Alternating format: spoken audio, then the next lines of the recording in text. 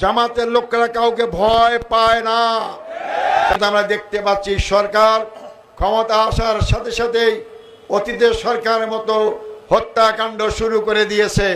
বিশেষ করে জামাত ইসলামের নেতা কর্মীদের উপর আক্রমণ করা হচ্ছে। নির্বাচনের পূর্বে এই দলটি আপনারা জানেন, বিএনপি নাম বলতে কোনো অসুবিধা নাই, এই বিএনপি আমাদের মা বোন থেকে রাস্তাঘাটে হেনস্থা করেছে, এমনকি বোরখা কেড়ে নিয়েছে, আবার তার নারীবাদী বলে নিজেদেরকে দাবি করে। আমাদের অনেক ভাইদেরকে ভোটের কাজ করতে বাধা দেওয়া হয়েছে।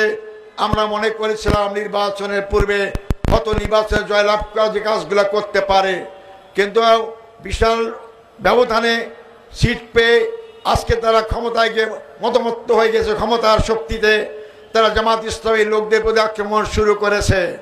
আমরা স্পষ্ট বলতে চাই, আপনারা জামাত ইসলামীকে আওয়ামী লীগের 16 বছরে দেখেছেন, আমিও ফাঁসি আসামি ছিলাম। জামাতের লোকেরা কাউকে ভয় পায় না।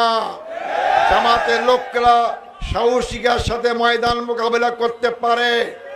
আমাদের 11 জন ভাইকে জেলখানায় মারা হয়েছে, 5 জন ভাইকে সরাসরি শহীদ করা হয়েছে।